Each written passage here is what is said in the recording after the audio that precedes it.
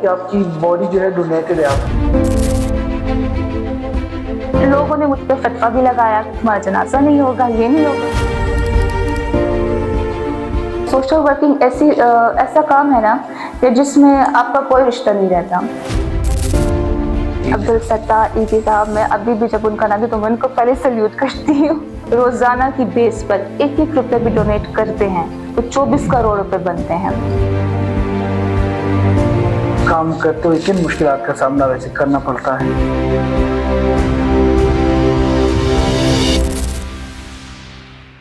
بسم اللہ الرحمن الرحیم. السلام علیکم ورحمۃ اللہ وبرکاتہ. میں ہوں خلیل اللہ اور آپ مجھے دیکھ رہے ہیں دوستی ٹاکس کے پوڈ کاسٹ کے ساتھ. آج ہم ایک سوشل ایکٹیوسٹ، ایک پاک فاؤنڈیشن کے فاؤنڈر مس ہما کو ہمارے ساتھ پہ موجود ہے. ان کی زندگی کے بارے میں آج جانیں گے، ان کی کنٹریبیوشن کے بارے میں جو ہمارے معاشرے کے لیے ایک کرامت شخصیت کس طرح یہاں پہ کام کرتے. تو چلیے آپ کی ملاقات ان سے کرواتے ہیں، ان کی زندگی کے بارے میں جانتے ہیں. السلام علیکم. وعلیکم السلام. کیسی ہیں مس آپ؟ خیریت سے؟ الحمدللہ خیریت سے. اچھا مس، سب سے پہلے تو آپ ہمیں اپنے بارے میں بتائیے گا، کہاں سے آپ، اپنی کوالیفیکیشن کیا ہے، کیا کر رہی ہے آج کل، اس کے بارے میں بتائیے گا. پہلے تو تھینک یو سو مچ سر، آپ نے مجھے اتنی رسپیکٹ دی، اپنے اس شو پہ بلایا اور میرے بارے میں کوشچنس کیے. اور میری ایجوکیشن کے بارے میں یہ بتاؤں گی کہ ابھی ریسنٹلی ہی میں نے اپنا BS اسٹارٹ کیا ہے. FSc میرا کمپلیٹ ہے اور آرٹ اینڈ ڈیزائننگ میرا شعبہ ہے. اس کے علاوہ اسی شعبے کو میں آگے لے کے جانا چاہتی ہوں مزید لڑکیوں کے لیے کام کے لیے، تاکہ بچیاں باہنر اور باصلاحیت ہو کر اپنے کام میں اپنی فیملیز کو، اپنے معاشرے کو سپورٹ کر سکیں. اتنی کم عمر میں انسانیت کی خدمت کا اتنا بڑا جذبہ یہ کیسے پیدا ہوا آپ کے اندر؟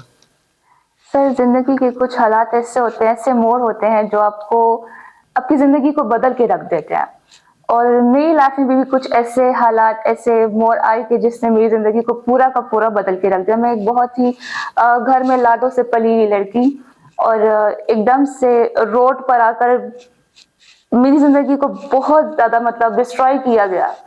تو 7 کلاس سے ہی، جب میں 7 کلاس میں تھی تو میری سسٹر کے ساتھ ایک حادثہ ہوا. ان کی شادی کے بعد 4تھے دن پر ہی ان کو مار پیٹ کے گھر سے نکال دیا. تو بس اس کے بعد سر میں نے اپنے گھر کے حالات دیکھے، اپنی سسٹر کو دیکھا، تو پھر مجھے لگا کہ نہیں، ایک ایسی مدد کرنی چاہیے جس پہ لوگوں کو پوری کی پوری زندگی ان کی بھی بدل کر ہے، جو وہ خود کی بھی زندگی بدل سکے اور اپنے ساتھ اپنے ماحول بھی میں تبدیلی لا سکیں. آپ کی زندگی میں جب آپ نے سوچا کہ میں نے لوگوں کے لیے کام کرنا ہے، تو اس کے بعد کوئی ایسا واقعہ پیش آیا کہ جس سے آپ کی زندگی کا رخ چینج ہوا؟ سر، میں نے ایسے ایک فیمیل کی میں نے ہیلپ کی تھی. میرے ٹک ٹاک ID پر اس کا ویڈیو بھی پڑا ہوا ہے. اس فیمیل کو کینسر ہے اور وہ روڈ پہ سے بھیک مانگ رہی تھی. تو مجھے فیل ہوا کہ مجھے اس کو ہیلپ کرنا چاہیے. تو میں نے اسے کہا کہ میں آپ کو یہی روڈ پر ایک چادر بچھا کر دوں گی، یہیں پہ آپ کے لیے کینٹین کا سسٹم کروں گی. آپ یہاں پر ان بچوں اپنی بھیک نہ مانگے، اسی کو سیل آؤٹ کرو، اپنی زندگی کا جو ہے تو وہ دار و مدار چلائیں. تو سر میں نے اس کے لیے وہ ہیلپ کیا، اس کے لیے ڈونیشن اکٹھا کیا، اپنے فرینڈس سے بات کی، انہوں نے تھوڑا بہت سامان مہیا کیا، ہم نے اس کے لیے لگا دیا. سر 3 سے 4 دن کے بعد وہ سامان ختم اور اگین وہی سسٹم، وہ اگین وہی بھیک مانگ رہی ہیں. تو مجھے لگتا ہے کہ کچھ لوگ ڈیزرونگ نہیں ہوتے، بٹ ایسا شو کرتے کہ وہ ڈیزرو کرتے ہیں. تو سر پھر مجھے لگا کہ اب تھوڑا سا ریزرو ہو کر لوگوں کو سمجھنا ہے پہلے، اس کے بعد لوگوں کو ہیلپ کرنی ہے. پھر سر میں نے یہ سسٹم ختم کیا اپنی لائف سے، اپنے اس گول کو ختم کیا کہ مجھے کسی کے لیے اس طرح سے کام کرنا، کسی بیگر کے لیے. اب میں صرف اور صرف تعلیم اور ہنر پہ کام کروں گی، کیونکہ یہ 2 ایسے ہتھیار ہیں، یہ 2 ایسے خزانے جو آپ سے کوئی نہیں چھین سکتا. اس پر آپ اپنا اور اپنے معاشرے کا نصیب بدل سکتے ہیں. اور آئی تھنک سب بھیک مانگنے سے بہتر ہے کہ آپ کوئی چھوٹا موٹا کام کریں لیکن کام ضرور کریں. ٹھیک ہے، آپ نے کہا کہ کچھ لوگ مستحق نہیں ہوتے، لیکن پھر وہ اپنی کہانی بھی سنائی. تو آپ کو پھر کس طرح ابھی آج کل اس کے بعد آپ کو کس طرح اندازہ ہوتا ہے کہ یہ مستحق ہے کہ نہیں ہے؟ سر جب بھی کوئی مجھ سے پیسے مانگتا ہے مجھے لگتا ہے یہ مستحق نہیں ہے، اور جب بھی مجھ سے کوئی کام مانگتا ہے تو مجھے لگتا ہے کہ یہ ڈیزرونگ بندہ ہے. یہ سفید پوش لوگ ہیں جو اپنی عزت کو بچانے کے لیے کام کی تلاش میں گھوم رہے ہیں، نہ کہ وہ بھیک مانگ کر اپنا شارٹ کٹ کا راستہ اپنا رہے ہیں. تو یہی مجھے لگتا ہے کہ جو آپ سے کام مانگے وہی مستحق ہے، اور جو آپ سے پیسے مانگ رہے ہیں مجھے لگتا ہے کہ وہ مستحق نہیں ہے، کیونکہ ایسے بہت سے واقعات میری زندگی میں ہوتے ہیں، اور ڈیلی بیسس پہ ایسے لوگوں سے میرا میل جول بھی ہوتا ہے کہ مجھے بول رہے ہوتے ہیں، مجھے میسیجز آ رہے ہوتے ہیں. میرے آپ اگر فون لسٹ دیکھیں تو اس پہ کافی ایک بڑی لسٹ ہے کہ جس پہ میں نے لوگوں کو بلاک کر کے رکھا ہوا ہے. تو وہ مجھ سے پیمنٹ مانگ رہے ہوتے ہیں کہ آپ ہمیں اتنا پے کر دیں، اتنا پے کر دیں، ایون کہ اپنا نمبر بھی بھیج رہے ہوتے ہیں پیسہ کہ آپ ہمیں اس پہ ڈونیشن بھیج دیں. اچھا، ایک سیدھا سوال ہے میرا، آپ کو کیا لگتا ہے ہمارے معاشرے میں لوگ واقعی کام کرتے ہیں، خدمت کرتے ہیں، یا صرف باتیں کرتے ہیں؟ سر ایسا تو نہیں کہہ سکتے کہ صرف باتیں کرتے ہیں اور خدمت جو ہے تو دکھاوے کے لیے کرتے ہیں. میں کہتی ہوں بے شک دکھاوے کے لیے کریں، لیکن کرے صحیح. ٹھیک ہے. کیونکہ دکھاوا اگر کوئی بولتا ہے نا کہ آپ خدمت کرو اور یہ دکھاوا ہے، تو میں کہتی ہوں ٹھیک ہے دکھاوا ہی صحیح. پکچرز بنا رہے ہو، کچھ بھی کرو، دکھاوا صحیح، لیکن کرو صحیح. کسی کی کوئی نہ کوئی ہیلپ کر ہی دو. اچھا، کبھی ایسا ہوا ہے کہ آپ نے کسی کی مدد کی ہو اور اس نے اس کی قدر نہ کی ہو؟ سر ایسا ہوا ہے میرے ساتھ. میں نے ایک فیمیل کو گھر جا کر سکھایا بیوٹیشین. میں خود بھی آرٹسٹ ہوں، اور میں نے اسی لیے سیکھا تھا کہ میں کوئی ایسا علم دے سکوں لوگوں کو جو ان سے کوئی چھین نہ سکے. میں نے اس بچی کو گھر جا کر سکھایا، اپنی مدر کے ساتھ جاتی تھی اس کے گھر، اس کو سکھایا، اس کے لیے چیزیں پرووائڈ کی، اس کو میں نے سیٹ اپ بنا کر دیا. لیکن بعد میں وہ بچی ایسی ہو گئی کہ اس کو لگتا تھا شاید کہ اس نے میرے ساتھ کچھ غلط کیا ہے، یا مطلب اس نے مجھے صحیح سکھایا نہیں ہے، اس نے مجھ سے کافی چیزیں جو ہے وہ ہائڈ کر دی ہیں. تو اس کی ایجوکیشن میں فرق تھا، مطلب وہ 6-7 کی پرائمری ایجوکیشن تھی، ایج بڑی تھی، تو اس کو میں وہ چیزیں نہیں سکھا سکتی تھی جس پہ آ کر وہ دوسروں کی زندگی کے ساتھ کھیل سکے. لائک اسکن یا ہیئرس پہ آ کر وہ کسی کے لیے ایسا کام کرے جس پہ لوگ آ کے مجھے کمپلین کریں. تو وہ چیزیں میں نے اس کو واقعی میں نہیں سکھائی تھی. لیکن وہ اس چیز پہ میرے خلاف ہو گئی تھی، اس کو اس چیز کی قدر نہیں رہی، مطلب میرے اس جرنی کی، اس ایفرٹس کی اس کو قدر ہی نہیں تھی کہ اس نے آ کر میرے ساتھ اتنا اچھا کیا، اور بھلے سے میں اس کو شکریہ ادا کروں، اوپر سے وہ میرے ہی خلاف ہو گئی. لیکن میں پھر بھی اس کے لیے وش کروں گی کہ وہ بہت ساری اس کو اللہ تعالیٰ کامیابی دے اور وہ جہاں بھی رہے خوش رہے. اتنی کم عمر میں ایک NGO بنانے کا خیال کیسے پیدا ہوا؟ سر بچپن سے ہی ہماری فیملی میں یہ سسٹم رہا تھا کہ میرے بابا شروع سے ہی ڈونیشن سے بڑا وہ کرتے تھے اپنی فیملی سے لے کے. ہمارے گھر پہ ایک ہر سال ایک لوہے کا بکسا بنتا تھا، اسٹیل کا جو چادر کا بکسا بنایا جاتا تھا، اس میں میری پوری فیملی یا ہمارے گھر پہ جو بھی تھا اس پہ پیمنٹ ڈالتے تھے. تو 1 سال کے بعد ہم اس بکسے کو جتنا پیمنٹ ہوتا اس سے بابا کسی نہ کسی کی ہیلپ کر دیتے تھے. تو کچھ ٹائم تک یہ ہمارا سسٹم چلتا رہا. پھر میں نے آپ کو بتایا کہ میری سسٹر کے ساتھ یہ حادثہ ہوا. پھر اس کے بعد مجھے یہ سوچ آئی کہ کب تک ہم لوگوں کو ہیلپ کریں گے. آج اگر ہم کسی کو جوتے، بیگ یا چیزیں لے کر دے رہے ہیں، کل کو اسی لائن میں وہ دوبارہ کھڑے ہوں گے. بجائے اس لائن کو ختم کرنے کے ہم کچھ ڈفرینٹ کیوں نہ کریں. آج اگر میں نے کسی کو کچھ چیزیں پرووائڈ کر دی، کل کو تو وہ پھر سے مجھ سے مانگنے کے لیے آئے گا. اس سے بیٹر یہ نہیں کہ ہم کسی کو کاروبار بنا کر دیں، کسی کو ہنر دیں، کسی کو تعلیم کی طرف لے کر جائیں. ہم کب تک دوسروں کو جوتے، بیگ اور یہ چیزیں کھانا پرووائڈ کرتے رہیں گے. فار ایگزامپل آج اگر مجھے دوستی کی طرف سے کھانا بھی آتا ہے، کپڑے بھی ملتے ہیں، جوتے بھی ملتے ہیں، تو میں پاگل ہوں جو گھر سے باہر نکل کر محنت کروں گی. مجھے لگتا ہے کہ لوگوں کو محنت کرنی چاہیے. پھر اس کے بعد میں نے بابا سے ڈسکس کیا کہ بابا اگر ہم اس کی بجائے کوئی ایسا کچھ کریں کہ جس پہ لوگوں کو ہمیشہ کے لیے فائدہ ہو، وہ خود کو بھی فائدہ مند سمجھے، اپنی زندگی کو کسی پہ بوجھ نہ بنائے، محتاج نہ ہو، اپنے ساتھ اپنی فیملی کو، اپنے بچوں کو، اپنے ایریا، اپنے ماحول کو بھی لے کر چل سکے. تو میرے بابا تو ان ایجوکیٹڈ تھے. انہوں نے کہا کہ یہ کیسے ہو سکتا ہے، مجھے کیا پتا، ہم کوئی اتنے امیر نہیں ہے، اتنی رچ فیملی سے نہیں کہ ہم ایسے بڑے پلیٹ فارم پہ فیکٹری بنائیں. اس کے بعد پھر میری ایجوکیشن کے ساتھ ساتھ میں لوگوں سے ملتی رہی، کیونکہ میں جاب کرتی تھی. اور آپ کو پتہ ہے کہ سر ایک بڑی سیٹ پہ بیٹھ کر کام کرنے والا بندہ اور ایک چھوٹی سیٹ پہ کام کرنے والے بندے میں بڑا فرق ہوتا ہے. چھوٹی سیٹ والا بندہ ہر کسی سے مل رہا ہوتا ہے، اور میں ہر کسی سے اسی طرح سے مل رہی ہوتی تھی. مجھے لگا کہ مجھے ایک ایسا پلیٹ فارم بنانا چاہیے جہاں سے ارننگ جنریٹ ہو. پھر بزنس تو میں کر نہیں سکتی تھی کہ بزنس کے لیے بہت آپ کو پتہ فائنینشلی اسٹرانگ ہونا چاہیے. دین اس کے بعد سر مجھے یہ آئیڈیا آیا اور کچھ پولیٹیشینس کے ساتھ میں ملی تھی. And she is very nice woman, سمر بلور میڈم کا میں نام بھی لینا چاہوں گی. انہوں نے مجھے آئیڈیا دیا. انہوں نے کہا آپ ایسا کریں کہ آپ ایک ویلفیئر رجسٹر کروائیں جس پر آپ کو لوگ ہیلپ کریں گے. کہ آپ اگر معاشرے کی خدمت کر رہی ہیں تو ایسے بہت سے لوگ ہیں جو معاشرے کی خدمت کر بھی رہے ہیں اور کرنا بھی چاہتے ہیں. تو اگر آپ کے پاس ایک ایسا آئیڈیا ہے جس پہ آپ کام کرنا چاہتے ہیں تو آپ رجسٹرڈ کروائیں. کیونکہ میرا بیسک مقصد یہی ہے کہ ڈونیشنز کو بالکل بیسٹ جگہ پہ لگاؤ, ان ڈونیشنز کو ختم نہ ہونے دو, ان کو جنریٹ کرو. اگر آپ کا ڈونر آپ کو ون ٹائم ڈونیٹ کرے اور سیکنڈ ٹائم پہ اس کے اپنے حالات ٹھیک نہیں ہے, وہ آپ کو ڈونیشن نہیں بھیج سکتے, تو آپ کی تو این جی او رک جائے گی. آپ کے تو وہ جو بندے ہیں جس کو آپ ہیلپ کر رہے ہو ان کے لیے تو مسئلے مسائل کھڑے ہو جائیں گے. تو وائی ناٹ, جو اس نے آپ کو ون ٹائم کی جو ڈونیشنز بھیجے آپ اس کو بزنس میں لگائیں, اس کو جنریٹ کریں. ٹھیک ہے. تو سر میں نے پھر اسی طرح سے این جی او رجسٹرڈ کروایا اور اپنے کانسٹیٹیوشنز میں اور سب کو یہی بتایا کہ میں ویلفیئر کے ساتھ بزنس کرنا چاہتی ہوں, ویلفیئر میں بزنس لانا چاہتی ہوں. ٹھیک ہے. بہت سے لوگوں نے آبجیکٹ بھی کیا, منع بھی کیا اور کہا کہ ہم آپ کے خلاف کھڑے ہو جائیں گے, آپ پہ کیس کریں گے. میں نے کہا یس پلیز, میں نے کہا آپ سب بھی سامنے آ جائیں, جنہوں نے کیس کرنا ہے یا جنہوں نے مجھے آبجیکٹ کرنا ہے سامنے آئے, کیونکہ میں کچھ غلط نہیں کر رہی.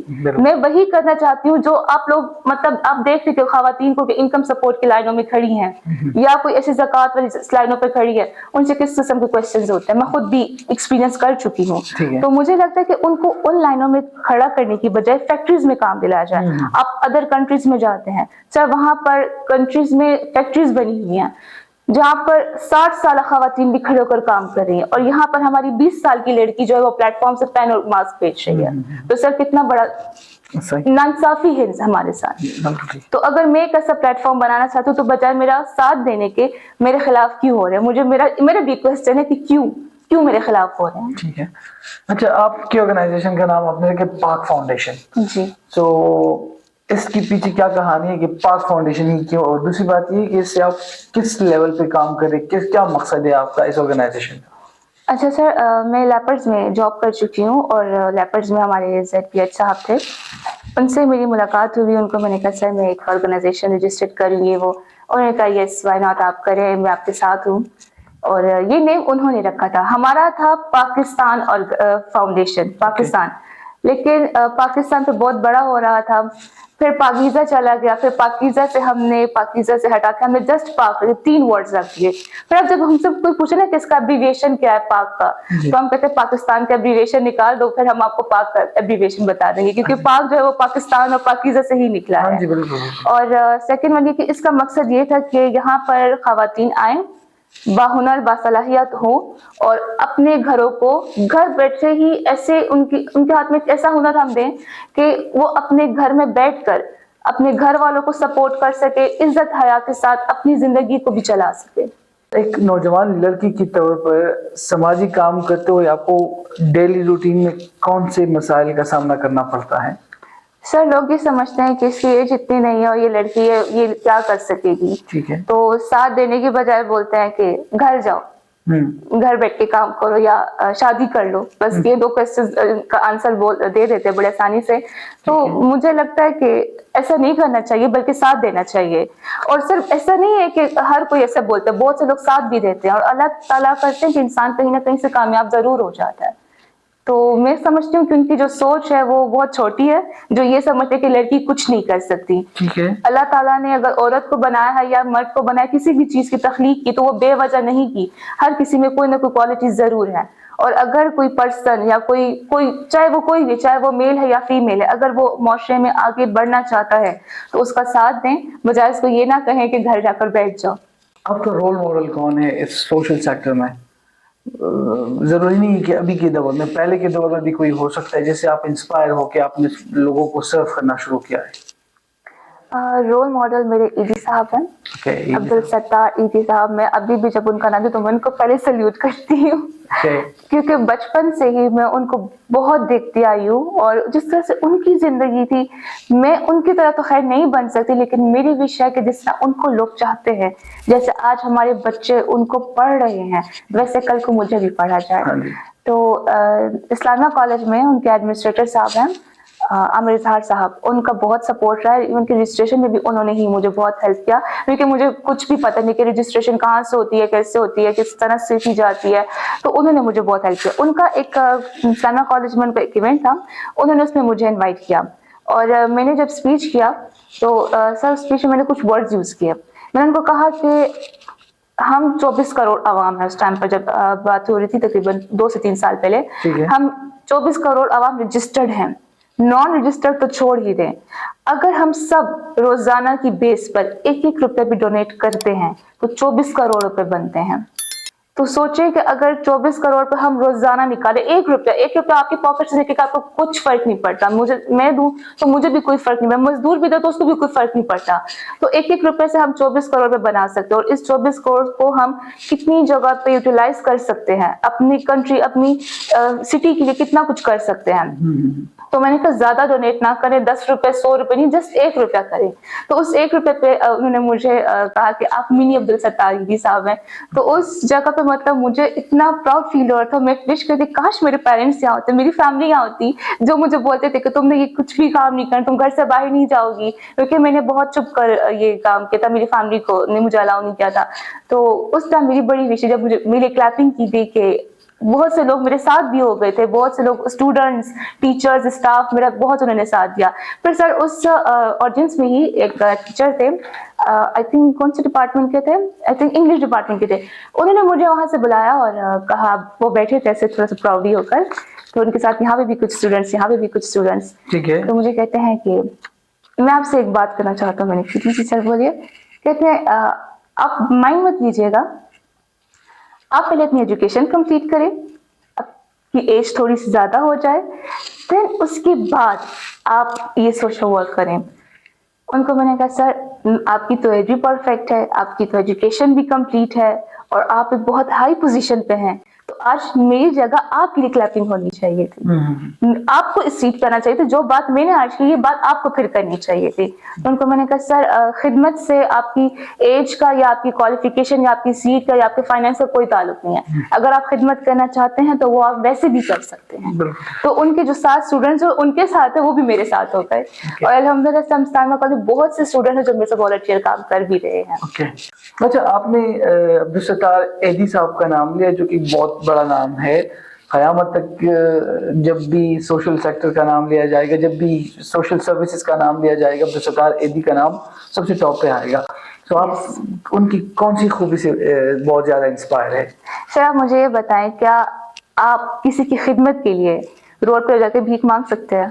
میں پرسنلی کر سکتا ہوں, لیکن نارمل سر بہت سے لوگ نہیں کر سکتے. اور سر یہ اس وقت کی بات ہے جب پاکستان اور ہندوستان کا وہ سسٹم ہوا تھا, مطلب سپریشن ہوا تھا, سب الگ الگ ہوئے تھے.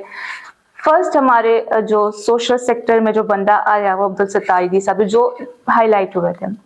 سر انہوں نے جس طرح سے ڈونیشنز اکٹھے کیے, لوگوں کی مدد کی, سر میں سمجھتی ہوں نہ وہ میں کر سکتی ہوں نہ کوئی اور کر سکتا ہے. کیونکہ اس وقت پر جب میں خود ابھی ریسنٹلی کراچی گئی تھی, میں ان کے ٹرسٹ میں بھی گئی, ان کا گھر بھی دیکھا, جہاں پر ایک چٹائی پڑی ہوئی ہے, تھوڑے سے برتن, ایک چولہا, اور مطلب ایک بہت سادہ سی زندگی. اتنا بڑا آدمی اور اتنا سادہ زندگی اس کی. اور پھر اس کے کچھ پکچرز دیکھی جس پر انہوں نے کپڑا روڈ پہ بچھایا پلیٹ فارم پہ, اور لوگ خود آ کر دے رہے ہیں ان کو, بچوں کو نہلا رہے ہیں, مطلب کس طرح سے انہوں نے اپنی زندگی کو صرف کیا. تو میں سمجھتی ہوں کہ پیسے کی زکوٰۃ ہر کوئی دے سکتا ہے, اپنے وقت کی, اپنے وجود کی زکوٰۃ کوئی دے, یہ بہت بڑی بات ہے. اور میں نے عیدی صاحب کو جب دیکھا, ان سے انسپائر ہوئی, تو میں نے کہا میں اپنے وجود کی زکوٰۃ دوں گی. میرا خون ہر 3 منتھ بعد جو ہے تو وہ تھیلیسیمیا کے بچوں کو جاتا ہے. اس کے علاوہ بھی اگر ہاسپٹل میں کوئی میری فرینڈ ہو یا کسی کو خون بلڈ کی ضرورت ہو, میں اپنا اگر میں دے سکوں, مطلب میں اس کے لیے ایلیجیبل ہوں تو میں خود بھی دیتی ہوں, ادروائز میں لوگوں کو بولتی ہوں جائیں بلڈ دیں, کسی کی زندگی کو بچائیں. پھر کچھ ایسے پیشنٹس کو دیکھا جن کو کڈنی کی ضرورت تھی, اور بہت ایکسپینسو ہونے کی وجہ سے اپنے بچوں کا علاج نہیں کر سکتے تھے, ڈیتھ ہو گئی ان کی. جس ایریا میں میری فاؤنڈیشن ہے وہاں پر ایک چھوٹا سا سیری ہے, وہاں پر جب میں ان ڈاکٹر سے ملی, انہوں نے مجھے ایک رجسٹر دکھایا جس میں ایسے بہت سے بچے رجسٹرڈ تھے جن کو ہارٹ کا ایشو تھا, کڈنی کا ایشو تھا, جن کو آئز کا پرابلم تھا, اور ایسے بچوں کی ایسے بچے تھے جن کی ڈیتھ ہو چکی تھی.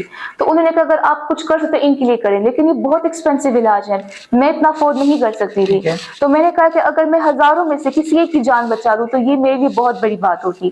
پھر میں ہاسپٹل گئی, ان سے میں نے ان کو لکھ کر دیا کہ آفٹر مائی ڈیتھ, جب میری ڈیتھ ہو جائے آپ آئے, میری باڈی اٹھا کر لے کے جائیں, پوسٹ مارٹم کریں, میری آئیز, لیور, میرا ہارٹ, میری کڈنیز, جس چیز کی بھی ضرورت ہو جو کسی دوسری انسانی جان کو بچا سکے, آپ بے شک میرے اندر سے نکال کر اس کو لگا دیں. تو یہ بہت بڑی بات ہے کہ آپ اپنے وجود کی زکات دیں. پھر لوگوں نے مجھ پہ فتویٰ بھی لگایا کہ تمہارا جنازہ نہیں ہوگا, یہ نہیں ہوگا, تم قیامت والے دن اندھی اٹھو گی, تمہارے باڈی پارٹس نہیں ہوں گے, تم ایسے ہوگی ویسے ہوگی. میں نے کہا اٹس اوکے. اچھا, آپ نے اپنے جسم کے اعضاء کو اچھا کرنے کی بات کی, تو یہ اتنا بڑا ڈیسیجن اتنی ینگ ایج میں کیسے پاسبل ہوتا ہے؟ سر پاسبل ہوتا ہے اگر آپ کے اندر جذبہ ہو اور آپ کے دل میں خوف خدا ہو تو آپ کر سکتے ہیں. ٹھیک ہے. کیونکہ سر میں فائنینشلی تو کسی کو اتنا سپورٹ نہیں کر سکتی کہ میں لے کے جاؤں ان کو ٹریٹمنٹ کرواؤں, میں نہیں کر سکتی تھی. پھر مجھے لگا کہ مجھے کرنا چاہیے. سر دوسری بات یہ کہ میں اپنی نیکی کر کے بتاتی ہوں.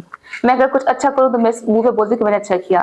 مجھے بولا جاتا ہے کہ یہ آپ غلط کرتی ہے, گناہ ایک ہاتھ سے دے دوسرے ہاتھ کو پتہ نہ چلے. میں نے کہا ٹھیک ہے, زکوٰۃ یا اچھا یا نیکی دو طرح کی ہوتی ہے کہ آپ ایک ہاتھ سے دے دوسرے ہاتھ کو پتہ نہ چلے, اور ایک ایسی ہوتی ہے کہ چلو آپ کو دے کے کوئی ایسا کام کرو جو آپ کو دیکھ کے دوسرا جیلسی میں کرے, دکھاوے کے لیے کرے, شو آف کے لیے کرے, لیکن کرے صحیح. تو میں نے کہا میں یہ چیز کر کے بتاتی ہوں کہ میں نے کیا. اور مجھے دیکھ کر کافی جو ہمارے اسلامیہ کالج کے اسٹوڈنٹس ہیں انہوں نے بھی کہا, اس چیز کا فیصلہ کیا کہ ہم بھی اپنی باڈی کو ڈونیٹ کریں گے. مجھے کہا کہ آپ قیامت والے دن اندھی اٹھیں گی, آپ کے اندر باڈی پارٹس نہیں ہوں گے, اور آپ جو ہے تو وہ حساب کتاب کے لیے بھی ایلیجیبل نہیں ہے. آپ کی آئیز کسی اور کے پاس ہوں گی, وہ گناہ کریں گے, وہ دیکھیں گے. میں نے کہا سو کے میں اللہ تعالیٰ, وہ میرا اور میرے رب کا معاملہ ہے. اگر اس کو پسند آئی تو وہ مجھے چھوٹی سی چھوٹی باتیں بھی بخشش دے دے گا, اور اس کو نہ پسند آئی تو وہ اس بات بھی مجھے بخشش نہیں دے گا. کیونکہ آپ کو پتہ ہے سر, اگر اسلامی سائڈ سے دیکھ رہے ہیں تو پھر بھی مرنے کے بعد بھی باڈی کو پین ہوتا ہے, کیونکہ ایک انسان دوسری زندگی میں چلا جاتا ہے. تو میں کہتی ہوں چلو کوئی بات نہیں, انسان نیکی کر کے بتائے ہے, کم سے کم سامنے والا شو آف کے لیے ہی کرے لیکن کر لے صحیح. آپ کی باڈی ڈونیٹڈ ہے کیا, یہ آپ کے والدین کو پتہ ہے؟ جب میں نے ڈونیٹ کی تھی اس کے بعد پتہ چلا تھا. تو وہ کوئی انہوں نے ہنگامہ کیا تھا, انہوں نے بہت کیا تھا, لیکن مجھے پتا تھا کہ میں ان کو سمجھا لوں گی. اسٹارٹ میں تو میری فیملی بہت ہنگامہ خیز فیملی ہے, وہ چھوٹی سی بات کو بھی بہت ہنگامے کی صورت میں لے کر آتے, اس کو اختیار کر دیتے ہیں. تو ان کو میں نے بتایا نہیں مما ایسے نہیں ہے. انہوں نے کہا آپ کی شادی ہو, آپ اپنے ہسبینڈ سے ڈسکس کریں, دین پھر آپ یہ کریں. ان کو میں نے کہا مما اگر شادی سے پہلے میری ڈیتھ ہو گئی پھر, تو اس کے لیے بھی تو آپ سوچیں نا. پھر میں نے مما کو بہت سمجھایا, بابا کو سمجھایا, بھائیوں کو سمجھایا. تو اب الحمدللہ میرے 2 بھائیوں نے بھی اپنی باڈی ڈونیٹ کی ہے. میں نے بھی آپ سے انسپائر ہو کے, جب بھی آپ نے مجھے بتایا تھا, میں آن کیمرہ کہتا ہوں کہ میں نے بھی ڈونیٹ کی ہے آپ سے انسپائر ہو کے. لیکن اگر کسی کام قابل ہوا تو بالکل ڈونیٹڈ ہے, ویسے نہ ہو کہ 70-80 سال کی ایج میں ہو تو پاسبل کوئی کیا کریں گے. لیکن پھر بھی ڈاکٹرز اگر کہیں گے کہ کام کے ہے تو میں بالکل سر, ہماری ڈیتھ کے بعد تو 1 گھنٹہ تک ہماری باڈی جو ہے تو وہ کام کر رہی ہوتی ہے. تو میں نے بھی ان کو یہ بولا کہ جو میرے پارٹ ایلیجیبل ہوگا وہی آپ دوسروں کو لگائیں گے, یہ نہیں کہ ہارٹ میں خود پیشنٹ کو اور وہ کسی اور کو لگا دیں تو وہ بیچارہ اس کی جو تھوڑی بہت زندگی ہے میرے ہارٹ کی وجہ سے وہ بھی چلی جائے. اچھا, اگر آج آپ کو آپ کی پرسنل خوشی یا دوسروں کی مدد, ان دونوں میں سے کسی ایک کو چننا پڑے تو کون سا ہوگا؟ سر آپ مجھے مجھ سے یہ پرسنل ریکویسٹ اگر کیا جائے تو میری خوشی دوسروں کی خدمت کرنے سے ہے. ٹھیک ہے. میں خود کیا خوش ہوں گی, مطلب مجھے نہیں لگتا کہ کوئی مہنگے ہوٹلس میں کھانا کھانا یا پیسہ کمانا یہ میری خوشی ہے. جب سر آپ سارا دن تھک ہار کر آتے ہو اور کسی کی دعا لے کر آتے ہو, یقین کریں جب آپ کو رات کو جو نیند آتی ہے, جو سکون ملتا ہے, جو خوشی ملتی ہے, وہ مجھے لگتا ہے کہیں اور نہیں ملتی. میں اکثر میں سر صاف بات بتاؤں گی, الحمدللہ آئی ایم مسلم. 5 وقت نماز کے علاوہ سر میرے کوئی ایسے بڑے ذکر و اذکار نہیں ہے, میں ایسا کوئی بڑی عبادات نہیں کرتی, کیونکہ مجھے لگتا ہے کہ سجدے میں صرف آپ اللہ سے جنت مانگتے ہو. آپ نے کبھی اللہ کو مانگا ہے؟ اللہ کو کس طرح سے مانگو گے, اللہ کو کیسے حاصل کرو گے؟ جب آپ کسی کے دل کو سکون دو گے, جب آپ کسی کے لیے خوشی کا سبب بنو گے, جب آپ کسی کے لیے سکون کا سبب بنو گے, تو اللہ تعالیٰ آپ کو غائب سے آپ کے وسائل بنائے گا. سر آج جس اسٹیج پر میں ہوں, مجھے نہیں لگتا کہ میں اس قابل کبھی تھی, کیونکہ میں نے بہت چھوٹے لیول سے سٹارٹ کیا. ٹیبلز اور چیئرز صاف کرتی تھی جس ہاسپٹل میں, پھر اسی ہاسپٹل میں 3 سال بعد ایز اے چیف گیسٹ بلائی گئی, کیونکہ میں وہاں پر کام کرتی تھی. فرسٹ جب مجھے سیلری ملی تھی تو 1750, وہ ڈیجٹس مجھے آج بھی ایسے یاد ہے جیسے کہ کل مجھے دیے گئے ہوں. مجھے میرے سامنے وہ پیمنٹ جب رکھا انہوں نے کہا اٹھائیں, میرے ہاتھ نہیں چل رہے تھے کہ وہ پیمنٹ میں اٹھاؤں, کیونکہ وہ میری محنت کے تھے. میں نے کسی سے بھیک نہیں مانگی تھی, اور مجھے کوئی شرم نہیں ہے کہ میں نے کسی کے لیے صفائی کا کام کیا یا میں نے کوئی برتن دھوئے, مجھے کوئی شرم نہیں. مجھے بہت خوشی ہے کہ میں نے ایک اپنی محنت سے کمائے, کسی سے مانگے نہیں ہیں. اور الحمدللہ ساری زندگی محنت کی اور آگے بھی محنت سے کام کروں گی, کیونکہ آج تک میں نے کبھی اپنے گھر سے 10 روپیز بھی نہیں لیے اپنے ذاتی مفاد کے لیے, کبھی ان سے نہیں مانگے. اپنی ایجوکیشن یا اپنی فائنانس یا اپنی آرگنائزیشن جو بھی کیا اپنی محنت سے کیا. ٹھیک ہے. اگر آج کا نوجوان لوگوں کو سرو کرنا چاہے, لوگوں کی خدمت کرنا چاہے اور ان کے پاس وسائل نہ ہوں, تو آپ کا کیا پیغام ہے ایسے نوجوانوں کے لیے؟ سر جب میں نے اسٹارٹ کیا تھا تو میرے پاس بھی سر کوئی وسائل نہیں تھے, فیملی بھی خلاف, اپنے بھی خلاف, ریلیٹیوز بھی خلاف, اور کوئی کام بھی نہیں, ایج بھی کم, ایجوکیشن بھی کم, کچھ بھی نہیں تھا. لیکن آپ کے اندر اگر جذبہ ہے اور آپ کی نیت صاف ہے, اللہ تعالیٰ خود بخود آپ کے لیے وسائل بنا دینے کے. لیکن آپ کو اپنی انسانی خدمت کا جذبہ چھوڑنا نہیں چاہیے. ٹھیک ہے جی. اگر آپ کو موقع مل جائے کہ پاکستان میں سے کسی بھی ایک سوشل پرابلم کو ختم کرے, تو وہ کون سا پرابلم ہوگا؟ بے روزگاری. بے روزگاری. وہ بے روزگاری ختم کی جائے, کیونکہ سر بے روزگاری کی وجہ سے بہت سے پرابلمس بنتے ہیں. بیگرز بے روزگاری کی وجہ سے بنتے ہیں, چوری ڈکیتی یا کوئی بھی سنیچنگ وغیرہ کا سسٹم ہوتا ہے سر, یہ بھی بے روزگاری کی وجہ سے ہوتا ہے. اگر آپ کے پاس روزگار ہے تو آپ کا ذہن مصروف رہتا ہے, آپ کے اپنی ہی محنت سے آپ اپنے گھر والوں کو, خود کو آپ جو ہے تو وہ آگے مطلب معاشرے میں لے جا سکتے ہیں, ایک کامیاب زندگی جی سکتے ہیں. اور جس اگر بے روزگاری ہی چل رہی ہے سر, تو پھر چوری ہونا یا کسی کا قتل ہو جانا یا سنیچنگ ہونا سر, یہ پھر عام سی بات ہونی چاہیے. اور اس پر میں سمجھتی ہوں کہ پھر ان کو بھی سزا نہیں دینی چاہیے, کیونکہ قصور نہ ان کا ہے نہ ان کا. سر پیٹ پالنے کے لیے انسان کو کچھ نہ کچھ تو پھر کرنا ہی پڑتا ہے. بالکل. اور سر کتنی بھی محنت کر لیں, ہماری پشاور میں سے ایسی انڈسٹریز نہیں ہیں جس پہ لوگوں کی زندگی کو ہم خوبصورت بنا سکے. اگر آپ پاکستان کے اندر کی ہی بات کرتے ہیں تو کراچی میں ایسی بہت سی انڈسٹری ہیں, وہ انڈسٹریل ایریا ہے. میں کراچی جا چکی ہوں, تو میں وہاں پر جب لوگوں کو دیکھتی ہوں تو وہ کمپنیز میں 60 سال کا بندہ بیٹھ کے بھی کام کر رہا ہے. تو ریسنٹلی میں جب کراچی گئی تھی تو اے پی ایکس کمپنی ہے, وہاں پہ میں بیٹھی, ان کے آنر سے ملی, ان کے آفس وزٹ کیا, تو ایک 60 سال کا بندہ بیٹھے ایک سسٹم پہ کام کر رہا ہے. اس کو دیکھ کے تو میں ایسے شوق ہو گئی. ان کو میں دیکھ رہی ہوں, میں نے کہا سر میں اگر آپ مائنڈ ہے کرنا سے کچھ پوچھنا چاہتے ہو, تو مجھے کہتے جی جی پوچھیں. میں نے کہا آپ کی ایج کیا ہے؟ کہتے 60. میں نے کہا سر 60 سال میں آپ ریٹائر نہیں ہوا, آپ ریٹائرمنٹ کبھی نہیں لی, آپ کو نہیں لگا کہ آپ بیمار ہے کہ آپ کو گھر پہ ریسٹ کرنا چاہیے؟ اس نے کہا میں فٹ ہوں الحمدللہ. میں نے کہا سر اگر آپ پشاور میں ہوتے اور آپ گورنمنٹ جاب کر رہے ہوتے 40 سال کی عمر میں, تو پہلے آپ کو ریٹائرمنٹ کا لیٹر آتا 40-50 سال کی عمر کے بعد کہ بھئی آپ ریٹائر ہو رہے ہیں. اس کے بعد سر آپ کو ڈاکٹرز یا معاشرہ ایسا بنا دیتا کہ آپ خود ڈرپ لگا کے بیٹھے ہوتے اور انتظار کرتے کہ کب اسرائیل آئے گا اور مجھے لے کر جائے گا. تو مطلب ہماری سٹی میں اور ان کی سٹی میں بہت فرق ہے. ان کا جو ہے دماغ مصروف ہے, وہاں کے میل فیمیل دونوں کام کر رہے ہیں.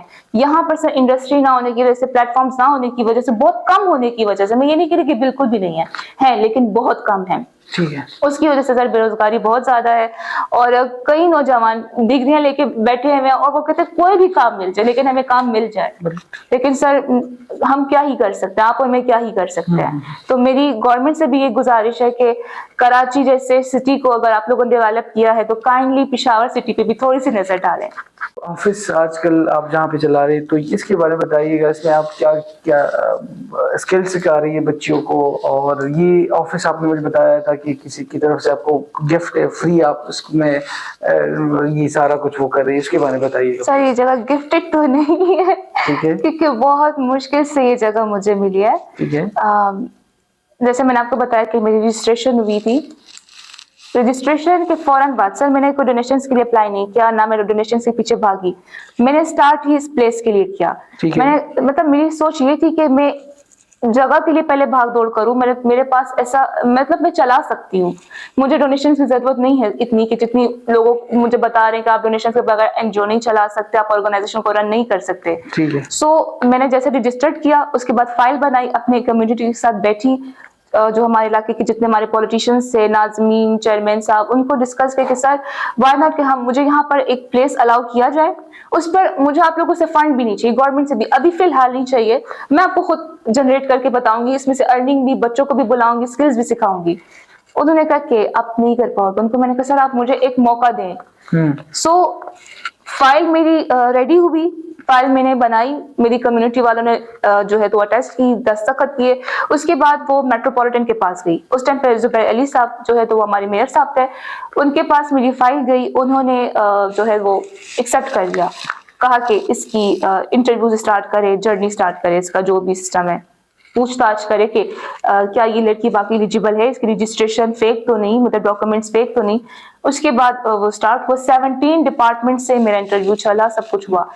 لاسٹ میں آ کر مجھے نہیں پتا تھا کہ وہ پراپرٹی آلریڈی کسی کے پاس ہے. سر اگر مجھے پتا ہوتا تو میں کبھی بھی اس جگہ کے لیے نہ کرتی, ایون کہ میں نے اس جگہ کے لیے اپلائی بھی نہیں کیا تھا. میں نے گورنمنٹ سے یہ ریکویسٹ کی تھی کہ مجھے کوئی بھی جگہ دے دے, تو میرے علاقے والوں نے بھی مجھے کہا کہ یہ جگہ خالی پڑی, آپ کی یوز میں یہی آئی ہوئی, اور یہی میٹروپولیٹن کی ہمارے پاس فی الحال پراپرٹی ہے اور یہ خالی ہے. میئر صاحب نے بھی الاؤ کر دیا.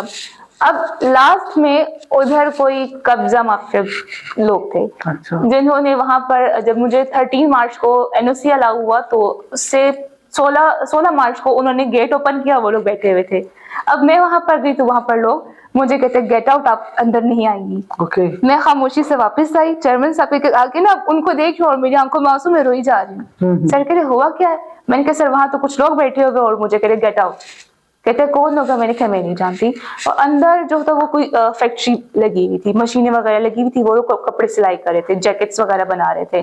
وہ لوگ وہاں پر گئے, انہوں نے کہا کہ یہ تو ہمیں ملی ہوئی ہے, ہمیں الاؤ تو ہوئی ہے.